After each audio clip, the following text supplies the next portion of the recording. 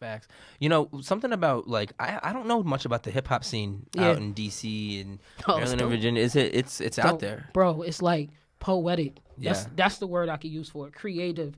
People really using their brain, bro. And there's not enough people using their brain. Like the visuals, I've seen videos. Like they don't get enough recognition. You ever seen some cities like Detroit? Detroit is big on music. Huge. Detroit's underrated. Huge. Yeah, exactly. But I know, just like I'm sure DC is. DC is underrated. Like, but you hear about Atlanta. You hear about New York City. You hear Nashville. California. Right. But when do you hear about a Laurel, Maryland? Or when do you hear about a Waldorf, Maryland? Or like, so what I tell artists is that if you really are trying to make it big right away, like instantly, you need to target a place that nobody has ever targeted before. Go to fucking Milwaukee or something. Like, go to Oregon. You know what's Targeting wild? is important in the industry. Let me tell you two quick wild stories. Well, the first one's not so wild. The second one is more wild. The first one is one of my buddies from college was at a party with Logic once in Maryland. I love Logic.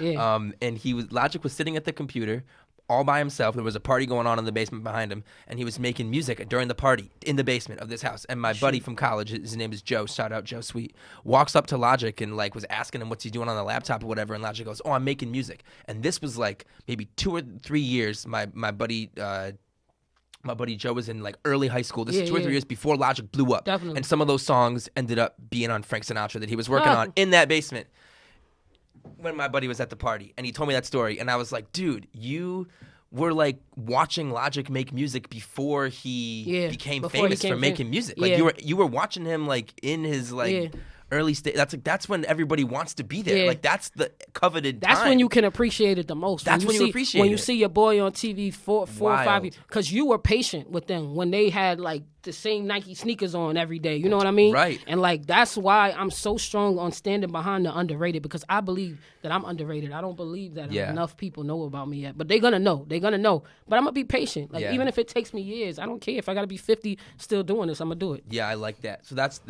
and I totally agree with that, you know? And also I like the idea of being underrated. That's a Detroit thing. That's like an underdog. Like, of course. I hope Cypher stays underdog forever. Are you kidding? If it ever like, bro, this is gonna pop. I'm gonna say that. But if it like, I don't know.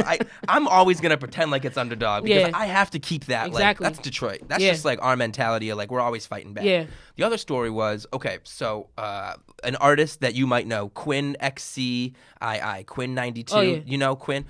He does that song Straight Jacket. Oh yeah, I know what you're talking about. Yeah. In the Midwest, from a Midwest suburb. Yeah. Okay, so he's from the same suburb town that I'm from in outside of Detroit.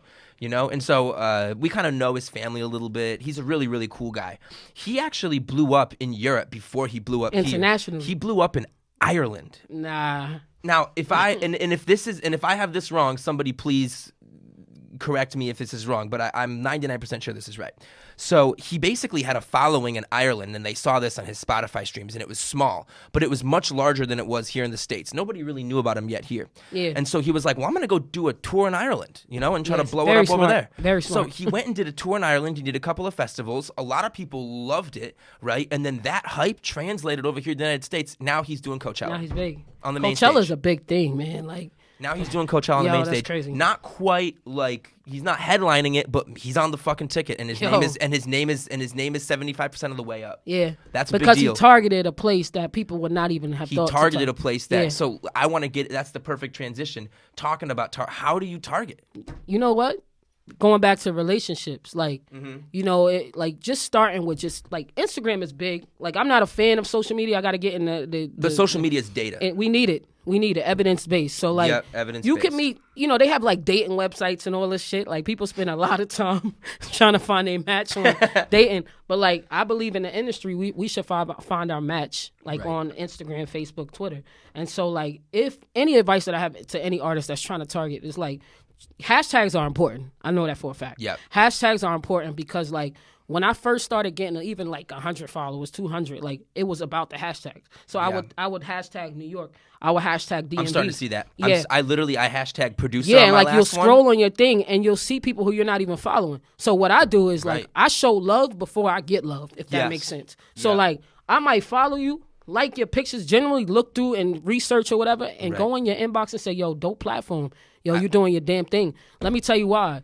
because we was don't doing that earlier today. we don't hear it enough. Right. It's a skill, and it's also, if it's genuine, and more people need to do that, because like, like I said, we're underrated. People don't really recognize us unless we have a verified sticker. But even before the verified stickers, we really need to be giving people their flowers while they're here and while they're working. And so, like, targeting is important when it comes to giving people their flowers before they even hit the main stage. Right.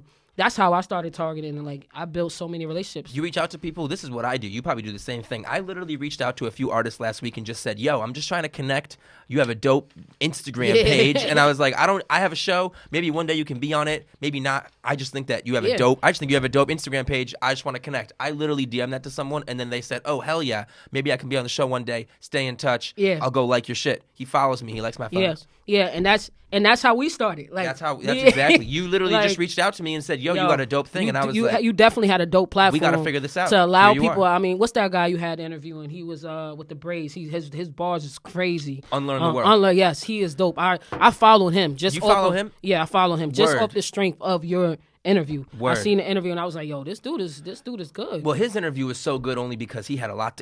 Just like you, he had a lot to talk about. He had a lot to say, and you know what? He's just a hip hop head. Yeah, like people that come on and want like talk to me, like hip hop heads do it best because then I do less talking. I just let them talk the whole time. That's why the interview's good. It's less of me. It's more of them and shit. Yeah, but targeting is important, and like I have to say this, I'm probably cool with at least 80% of the followers and people that follow me.